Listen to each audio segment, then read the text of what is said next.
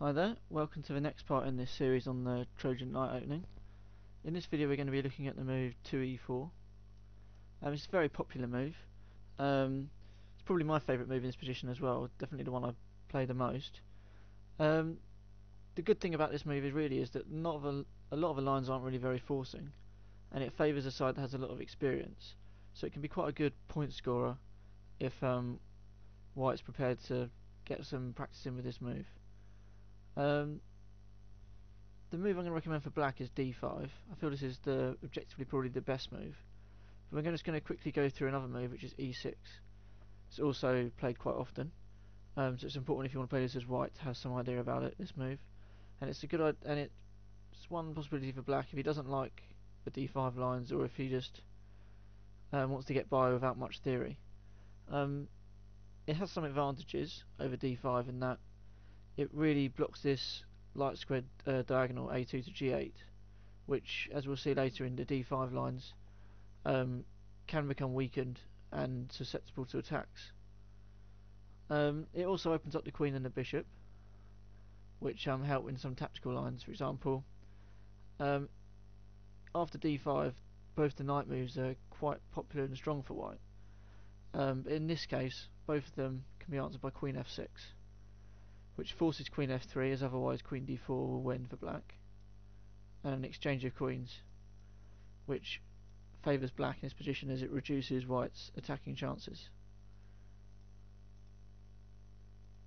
Knight c3 is probably even slightly worse, as that after the exchange of queens, black will even be able to play bishop b4, pinning this knight, and black shouldn't have any problems there.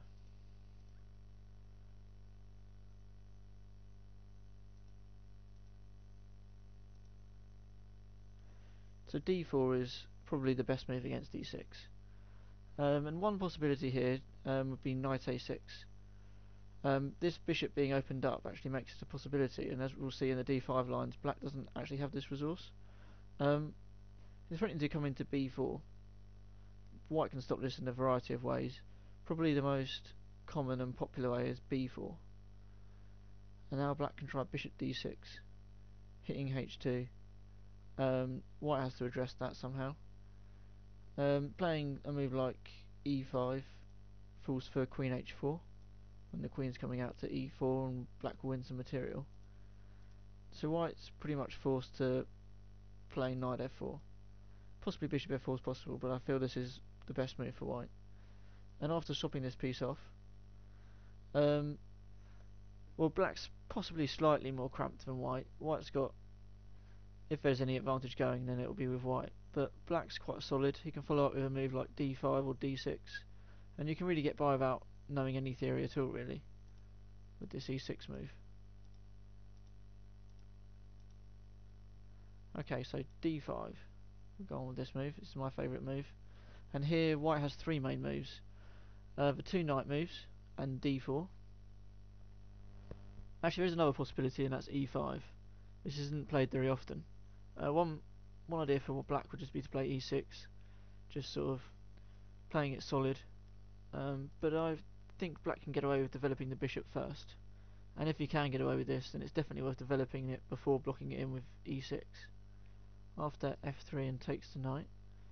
Now d4, black will play e6, and he's doing perfectly okay. If white really wants to go for it, he probably should try e6, which black's pretty much forced to take this, and it's quite an interesting position. Haven't done much analysis on here, but I don't feel that black should be in any immediate danger. Okay, so on to the main moves. d4 is probably the least common, and here quite a move that's quite often played is knight a6. But I actually feel this is, if not a mistake, then it's certainly quite risky for black to play this way, because of this move, knight c3 or knight a3 will come to the same thing. Black really has to push on with knight b4, as otherwise white will just come into b5 himself. Now bishop g5, removing the bishop from the explosion on c2. f6, and now knight b5. And the point of this line is for white really is that this bishop's been opened up, so it's ready to come to b5, while its counterpart on f8 is still blocked in by this pawn on e7. So after the exchange of queens, black has to deal with this bishop b5 check threat, which if he allows it, then bishop b5 followed by rook c1 will win very quickly for white. b5 is the obvious move, probably a slight mistake, as after the exchange of rooks and e5, the bishop's coming to d3 followed by castles, and white's going to have some very good pressure. Another possibility is a6. This has one advantage, as we'll quickly see if white continued in the same fashion. After e6, black is now threatening bishop b4, so white has to waste a tempo of his own in order to stop that move. Or with the pawn on b5, of course, any bishop b4 move will be answered by bishop takes b5. So here after b4, probably white still has some advantage after bishop d3 and castles. But another possibility, maybe a little bit more aggressive,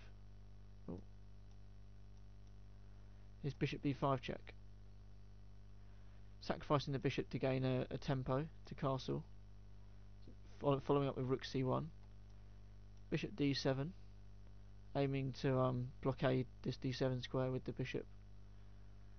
Now bishop d2 is one possibility, or rook c1, a bit more aggressive,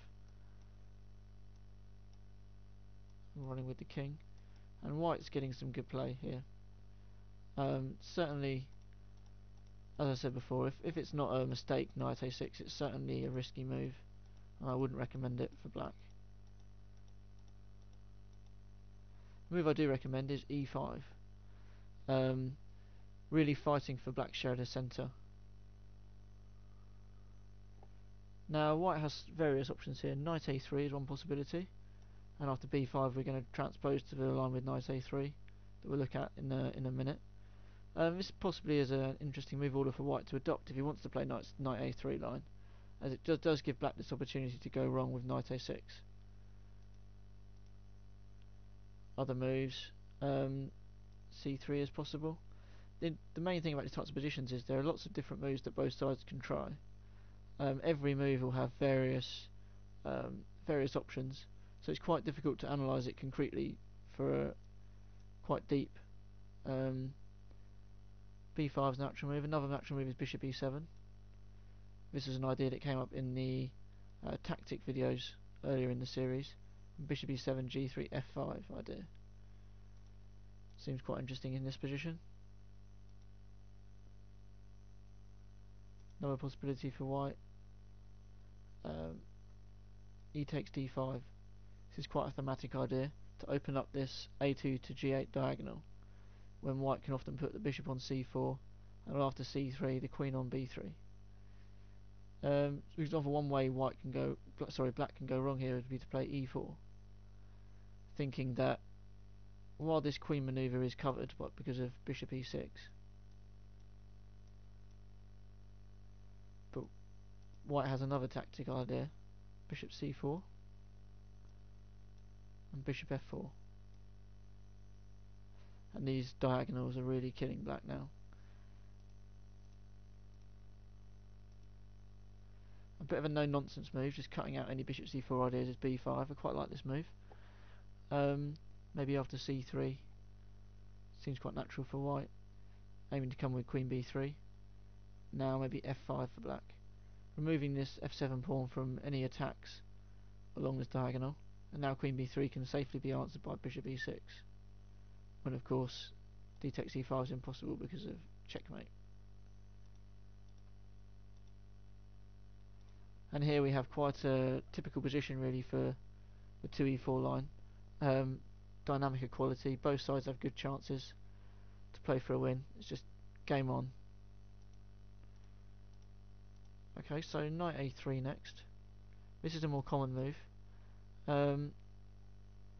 really popularised by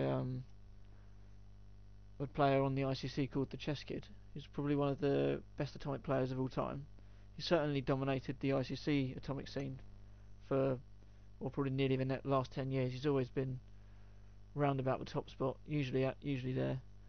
And he's scored really well with this line, because as I mentioned earlier, it really favours a side that has good experience in it, as the same ideas come up again and again. Should quickly mention again, e5 is a possibility, when again I'd probably recommend developing the bishop out. White can try e6 with an unclear position.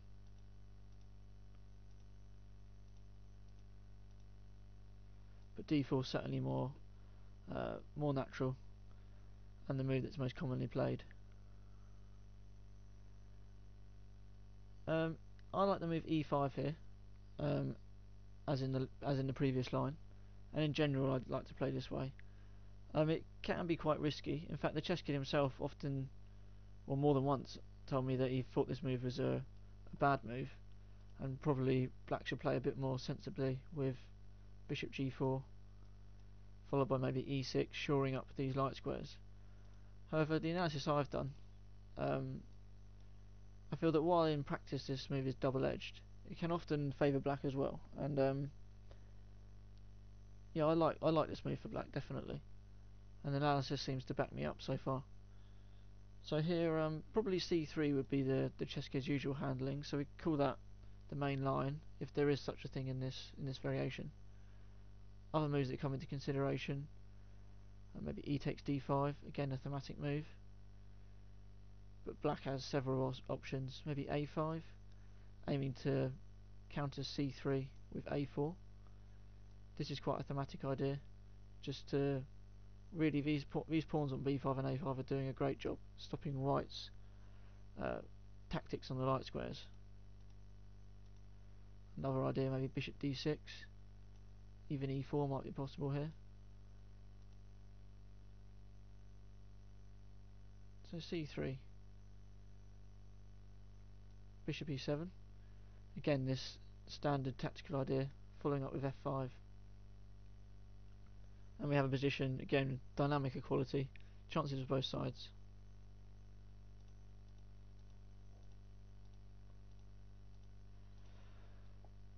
Finally, knight c3.